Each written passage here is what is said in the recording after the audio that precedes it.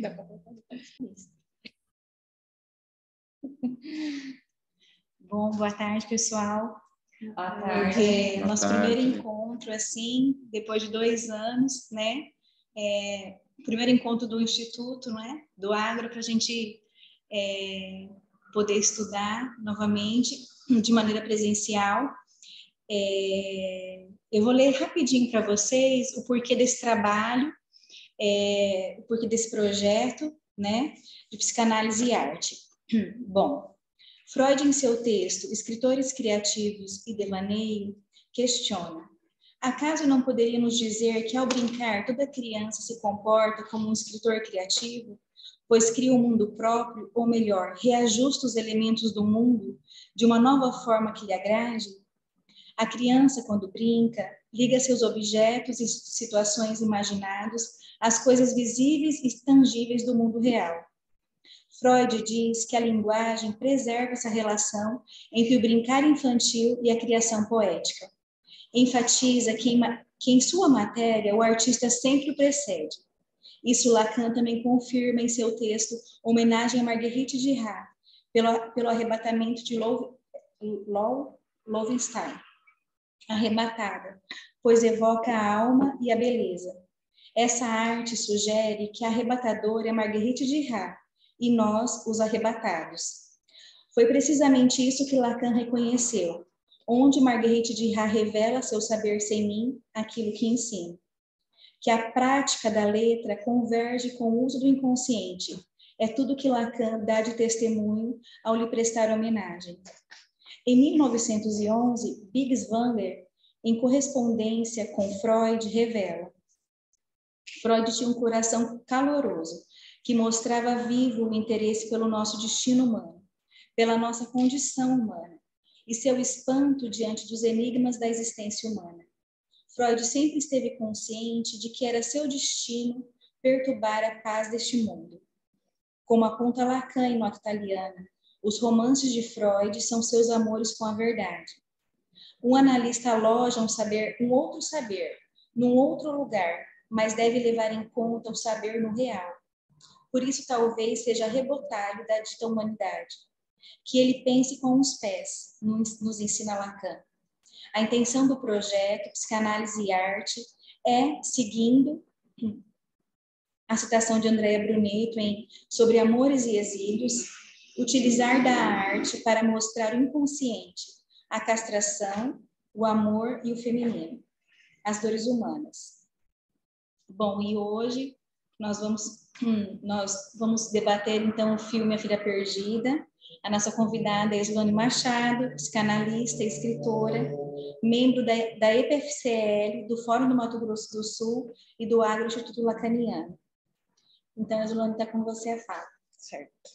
Sem muita formalidade, né? Vou privilegiar aqui um bate-papo, eu acho que... E nem acho que a gente faça, então... eu falo os pontos todos e aí a gente abre ou vai conversando, o que você acha melhor? Já que, né? Você quer... Pode falar. Eu vou pontuando aqui as coisas e daí depois a gente... importante. Tá. Bom, todo mundo viu o filme, né? Imagino que é um filme que mexe com muitas questões, né? A obra da Ferrante é toda em torno, assim, quase toda ela em torno da ambivalência das relações, né? Então, esse filme especificamente é uma mulher que está viajando sozinha, de férias, né? O sozinha, né? Parece, deveria ser triste, será? Então, acho que no filme fica isso evidente, assim, né? É uma pergunta. Será que uma mulher sozinha é triste? Mas não é o que parece que Leda está sentindo ali enquanto ela dirige, porque ela está lá com a janela aberta, cantarolando, toda feliz, enfim, né? O que a gente sabe sobre ela ao longo do filme, né? Ela é uma professora universitária da área de literatura comparada e tradução, que a Helena Ferrante também é dessa área, né? Então, alguma coisa ali da experiência da autora. Parece estar bem satisfeita com o seu trabalho e tal. É uma mulher de 48 anos que tem 2 filhas, Bianca, de 25, e Marta, de 23. No filme, então, esse clima de leveza, né, que ela começa ali, tudo, ele não demora muito para ser quebrado. Então, passa um tempo, isso se quebra. até pela sonoplastia, assim, né? A música fica diferente e tal. E ela, desde a primeira noite, então ela chega numa casa que ela aluga para essas férias, para passar esse mês de férias, vamos pensar assim, esse tempo. E então a gente sente ali no clima do filme como se tivesse alguma coisa errada nessa casa, assim, uma coisa meio um suspense, uma coisa assim. E aí ela toma um susto com um farol, né, que passa assim pela vidraça e tal, que lançando jatos intermitentes de luz, que me pareceu ali naquele contexto que prenuncia uma certa vigilância, né? O farol é isso, é uma vigilância, né? E aí a pergunta que quando essa cena me chamou a atenção, então assim, de que vigilância é essa, né? Que se trata?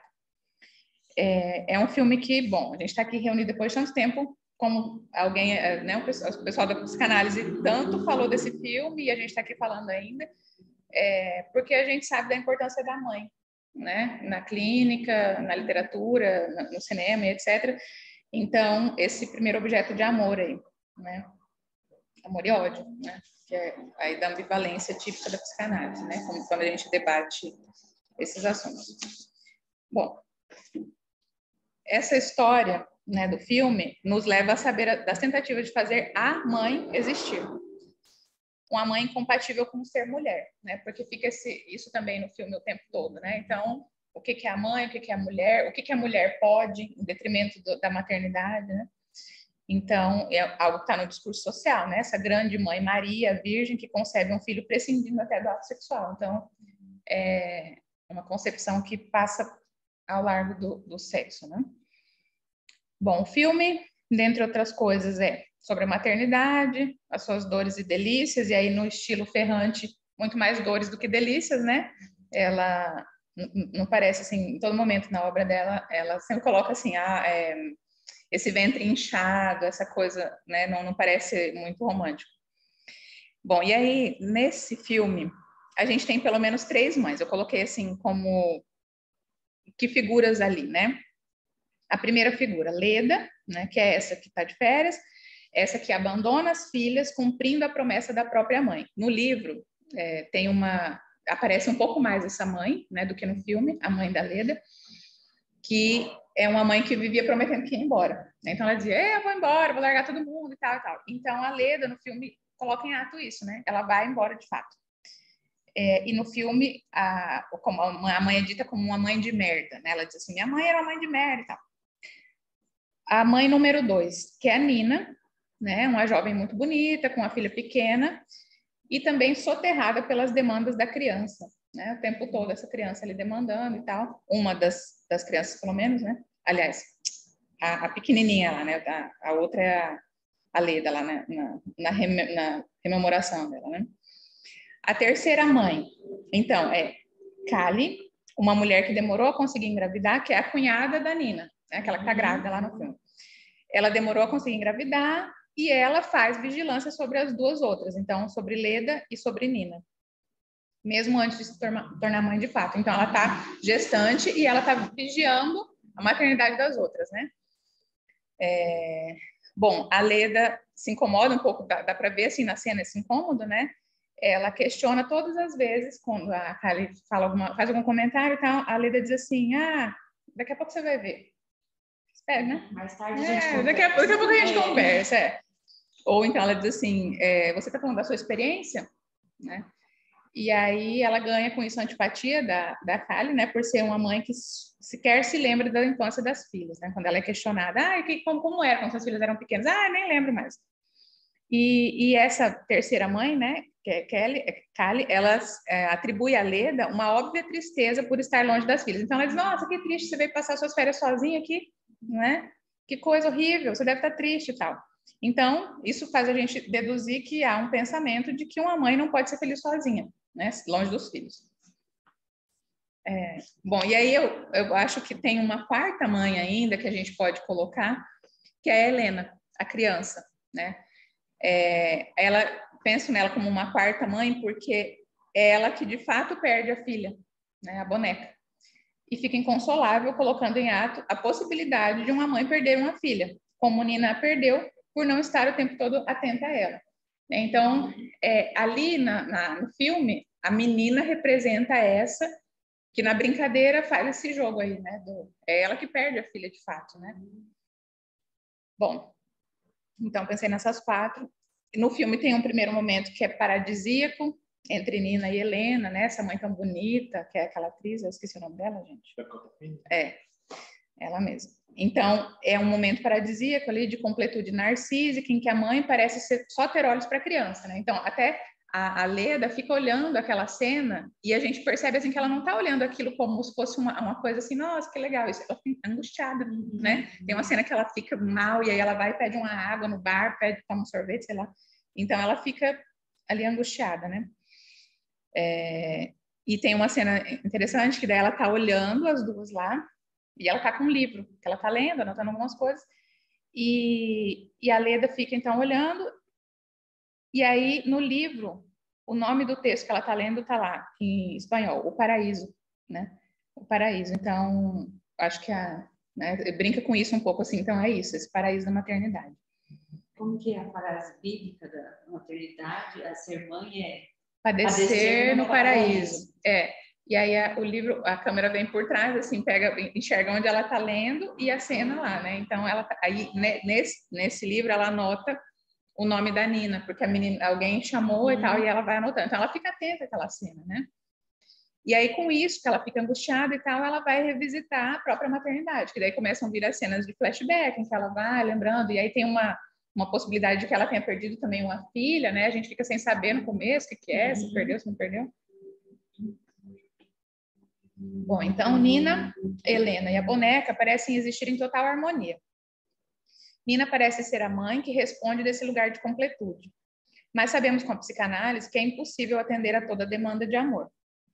As frutas parecem muito belas, mas estão podres, né? Quando ela entra lá no quarto, aí ela pega, tá muito bonito aquele cesto, e aí ela pega, tem larva, né? Então, tem várias passagens no filme que dizem isso, né? Então, tá tudo muito bonito, mas tem alguma coisa aí que a gente está escondendo, né? Que é falar sobre isso, né? Acho que falar sobre a maternidade e tal. Um lugar paradisíaco pode ser por vezes perturbador. Então também tem elementos no filme, né, dessa que ela vai deitar e aí esse negócio de farol e aí tem uma cigarra que aparece no travesseiro e ela fica assim angustiada, não dorme direito. Uma mulher feliz, longe dos filhos, só pode ser vigiada e punida. Aquela pinha que cai nas costas dela, né, que ela olha para ver se, né, de onde é que veio, porque é como se uma sugestão assim de que aquilo não caiu, aquilo foi lançado. Então, o clima do filme vai girando em torno disso, né? De algo que vai dando a entender que ela está sendo punida ali de alguma forma, né? Aquela cena também, eu não anotei aqui, mas que é o aniversário, e aí o pessoal fala assim, vamos arredar essa cadeira, e ela fala, não, não quero. E aí ela compra também a inimizade da turma da máfia lá, né? Porque... e aí já fica todo mundo olhando estranho para ela e tal. E como é um filme subjetivo, assim, a gente não sabe. Eu fiquei com essa pergunta, assim, né? Se era algo dela, assim, se sentir perseguida porque ela não representava aquela mãe, porque ela era uma mãe muito cheia de falha, enfim, né? Bom. Aí, então, tudo muito paradisíaco, muito bonito nessa relação da Nina com a Helena. E aí, em um momento de distração, uma ruptura no filme de novo, né? Outra ruptura. Nina olha para outro lugar e a filha se perde, como num jogo de ausência e presença, né? Que aí é a queda do paraíso da alienação. É preciso que algo se perca para que haja separação dessa duplinha aí, né? Momento de separação que provoca certa amargura, mas também necessário para que os sujeitos não fiquem indeterminadamente no lugar de boneca da mãe, né? Então ela vai sair desse lugar. A mãe dita por Lacan de crocodila, né? Essa crocodila. Ao mesmo tempo em que Nina perde a filha, Helena perde a boneca, né? E Leda volta ao tempo em que perdeu a própria filha, né? Então, depois a gente entende que foi por alguns instantes ali, mas fica aquela dúvida, aquela angústia. Leda é uma mãe experiente, né? Essa que está de fora, então ela vai procurar, também vai ajudar a procurar, e é ela que encontra a criança, a criança diz assim, eu perdi minha mãe. Ao perder a boneca, ela coloca em ato que uma mãe pode perder uma filha, né? Então, a mãe perde ela e ela perde a boneca. E aí a Leda confirma isso porque ela pega a boneca para ela, né? Então ela não apazigua a coisa ali para dizer assim, não, olha aqui, tá aqui. É como se fosse assim, existe um objeto que é perdido mesmo, né? Então ela surrupia a boneca tá lá todo mundo sofrendo em torno disso, que não se encontra esse objeto perdido e tal, e assim fica. Ela deixa o mal-estar ali, né? A boneca, ela é um elemento central tanto no filme, né, como na obra da Ferrante como um todo, assim. Em quase todos os livros dela sempre tem uma boneca, um negócio. Ela tem até, inclusive, um livro que é da perspectiva da boneca. Esse eu não cheguei a ler, não sei se você conhece esse também. Eu li. Você leu esse? Eu comprei pra minha sobrinha, ela ficou aterrorizada. É, porque não é infantil. Não, mas tá maiorzinha mesmo assim. Mas então, é da perspectiva da boneca, né? Então, aí a boneca perdida e tal. Então, é um elemento bem forte na obra dela.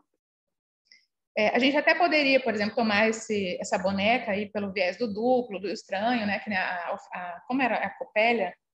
Copélia, como é que era da boneca lá do Freud? Do Olímpia. A Olímpia. Que, então, tem isso do duplo e tal, que é aquilo que nos causa horror por ser algo estranhamente conhecido. Mas, na minha opinião, assim, na obra da Ferrante, a boneca ela é a representação reiterada de que algo se perde, né? Então, sempre é uma boneca que está perdida. Entendemos a importância da boneca a partir da seguinte frase do livro. Daí, no filme isso não aparece, mas eu trouxe porque eu acho que é fundamental no debate. Uma mãe não é nada além de uma filha que brinca, né? A Ferrante coloca isso lá no livro. É um fato velho conhecido da psicanálise, né, sobre a posição infantil. No caso do filme, isso pode se desdobrar em diversas coisas. Então, quando eu digo aqui dessa posição infantil, é isso, né, de que um adulto não sabe o que está fazendo, né? Ele está ali e o que vem aí nessa relação com a criança é justo isso, né? Depois a gente vai... Então, o que a gente pode desdobrar disso aí? Primeiro, uma filha que brinca pode enjoar da sua boneca. Então, se a mãe é essa que está brincando com a boneca, né? Ela pode enjoar, não querer mais brincar, né? O tempo todo, pelo menos, talvez não. Pode desejar agredi-la, jogá-la pela janela. Leda joga sua boneca, a Mina, pela janela para não jogar a filha, Bianca, naquela cena em que a menina estragou toda a boneca, que era aquele objeto dela. Esse aqui eu ganhei não sei de quem, não lembro se era da mãe, uma coisa assim. E aí a menina detona a boneca e ela joga pela janela, né? Então, ali, naquela cena a gente vê bem assim, essa posição infantil da Leda, né? Que aí a Bianca, que é essa criança demandante, quase tirana, muito mais do que a Marta, por exemplo, que é a outra filha, né? O que nos leva ao seguinte, que cada criança tem uma mãe diferente, né? Então, para cada filho, essa mãe vai ser um personagem diferente aí. A essa filha tirana, Leda responde com ódio, a partir de sua posição infantil. Ela se nega, por exemplo, a dar o beijinho no dedo machucado da filha, né? Ela diz e faz coisas agressivas. Então, ela é uma mãe agressiva com aquela filha, né? Que tão demandante assim. Ponto 2, né? Leda responde às filhas desde sua própria posição de filha de uma mãe de merda, né? Então, isso é muito marca muito no filme isso. A minha mãe, quando o marido diz assim, eu vou levar para sua mãe cuidar, não sei o que, ela diz assim, não, para que você quer? Minha mãe é uma mãe de merda, então. Tanto ela é filha dessa mãe de merda que ela coloca em ato as vertigens, os desmaios da mãe. Então, ela tem vertigens também, como ela diz em algum momento lá que a mãe dela também tinha, né? É como se não houvesse escapatória. Por mais que tentemos fazer diferente, a mãe está em nós, né? Ela vai embora durante 3 anos e, ao ser questionada por Nina, que está à beira de um ataque de nervos com a Helena, a menininha, Nina pergunta para ela, aquela cena é maravilhosa, ela diz assim, e como é que foi? Quando ela disse, fui embora 3 anos. Ela disse, foi maravilhoso, como se você estivesse prestes a explodir e então você explode. E aí o outro ponto trata-se então de uma ciranda da maternidade, em que a mãe, de sua posição infantil, brinca na roda com as suas crianças sem que haja possibilidade de descanso. Espera-se que o adulto responda então de outro lugar, que não esse infantil, né? Esse que sabe o que faz, que cuida, que não pode errar, que não responde dessa posição infantil.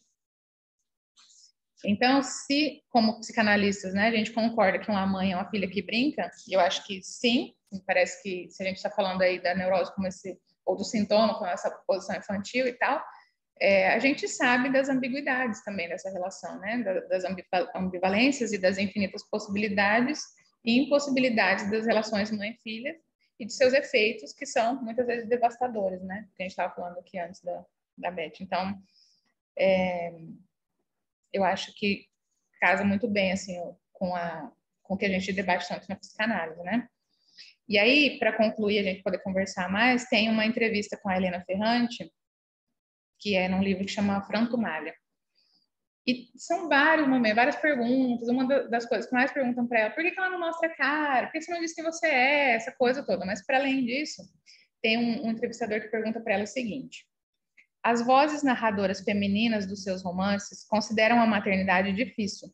Sentem-se diminuídas a ponto de querer fugir e, quando o fazem, sentem-se livres. Acha que as mulheres seriam mais fortes se não tivessem filhos? Se não tivessem de suportar o peso físico e emocional da maternidade? Aí ela responde assim: não, a questão não é essa. A questão é o que dizemos a nós mesmas sobre a maternidade e os cuidados com os filhos. Se continuarmos a falar a respeito apenas de maneira idílica, como em manuais para futuras mamães, continuaremos a nos sentir sozinhas e culpadas quando tocarmos os lados frustrantes daquela experiência. O dever de uma mulher que escreve hoje não é se deter nos prazeres do corpo grávido, do parto, dos cuidados com os filhos, mas ir com verdade até o fundo mais escuro. Então, essa resposta dela diz muito assim, não é sobre não a maternidade, ninguém devia ter filho, ninguém devia suportar isso, mas é falar sobre isso, né?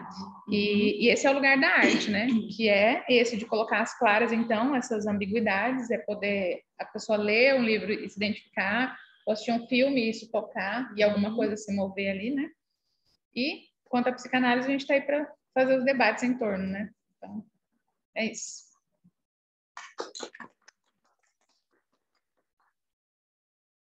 Ótimo, Islane. Muito obrigada pela fala.